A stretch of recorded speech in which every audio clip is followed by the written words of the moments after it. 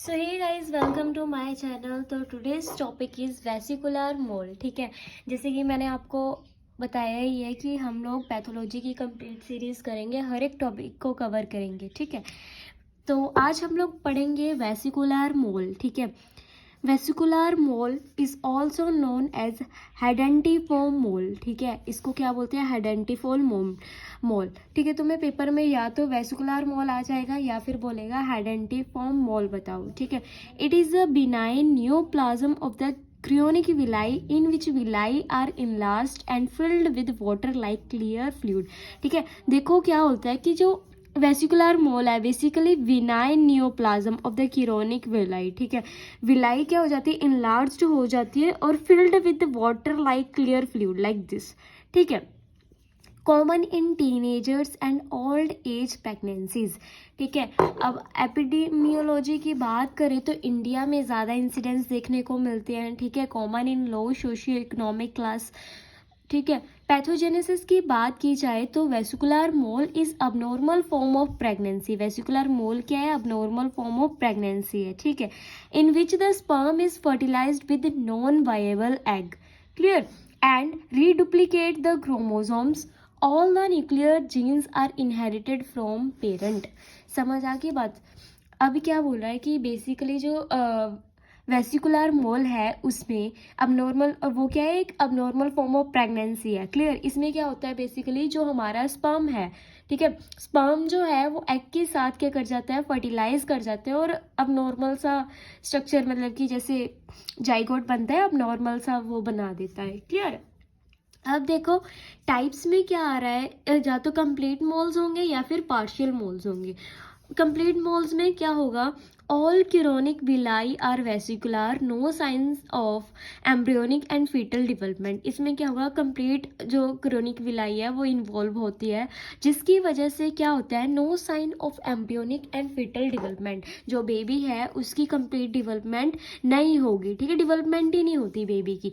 But जो partial moles है उसमें क्या होता है? Some parts of chorionic villi are vesicular but embryonic and fetal development seen. यहाँ पे क्या होता है कि जो फीटस है उसकी डेवलपमेंट सीन होती है। क्लियर? अब देखो most partial moles are triploid. ये कैसे होते हैं? ट्रिप्लॉइड। ठीक है, अब the nucleus contains one set of maternal set of genes and two paternal sets. ठीक है, वन सेट क्या होता है? उसके पास मैटरनल जीन्स होते हैं जो मदर से आते हैं और टू सेट पैटर्नल जीन्स होते हैं। क्लियर है? अब आगे हम लोग पढ़ेंगे इधर कंप्लीट मोल्स में an empty egg is fertilised with single sperm which reduplicates its chromosome, so it is 46XX और two sperm fertilises an empty egg. Clear?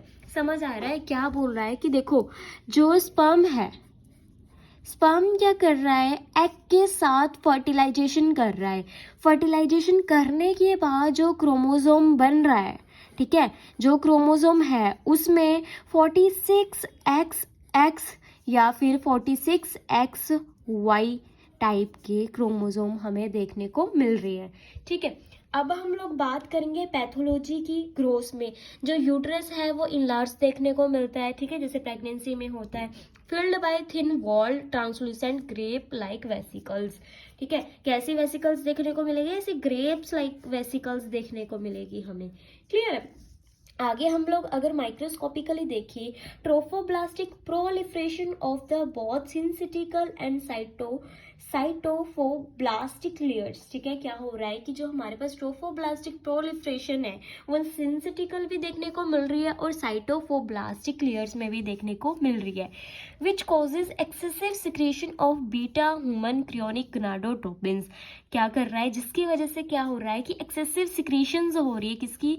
Beta human chorionic gonadotropin. इसको थोड़ा सा याद रख लेना, ये पॉइंट इंपॉर्टेंट है और एमसीक्यूज में भी पूछा जा चुका है कि देखो किसकी एक्सेसिव सिक्रेशंस देखने को मिलती है हमें? वो है बीटा ह्यूमन क्रियोनिक गोनाडोट्रोपिन। ठीक है, आगे हम लोग बात करेंगे क्लिनिकल मैनिफेस्टेशन की। क्लिनिकल मैनिफेस्टेशन में पहला आ जाता है एमेनोरिया। एमनोरिया में क्या होता है? Usually of short period. ठीक है, एमनोरिया यूजुअली शॉर्ट पीरियड का देखने को मिलेगा हमें, 2 से 3 मंथ का। ठीक है, x aggregated symptoms of pregnancy.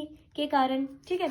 और vaginal bleeding in which usually dark brown colour की देखने को मिलेगी, जो वेजाइनल ब्लीडिंग होगी, ठीक है। एब्डोमिनल पेन देखने को मिलेगा, पैसेज ऑफ वेसिकल्स, ठीक है। डायग्नोसिस के लिए हम लोग क्या कर सकते हैं, serum beta human chorionic gonadotropin level check कर सकते हैं, ठीक है। देखो अगर इसका लेवल बढ़ा हुआ है तो वो किसको इंडिकेट करेगा कि वेस्कुलर मोल है, ठीक है, इज एलिवेटेड। कितना एलिवेटेड हो जाता है ये, 100,000 मोल इंटरनेशनल यूनिट, ठीक है। अल्ट्रासोनोग्राफी रिवील करती है, अल्ट्रासोनोग्राफी में स्नोस्टॉर्म स्ट्रक्चर अगर देखने को मिले तो डेफिनेटली वो पर्सन जो है वो वेस्कुलर मोल या फिर हेडेंटिफॉर्म मोल से सफर कर रहा है।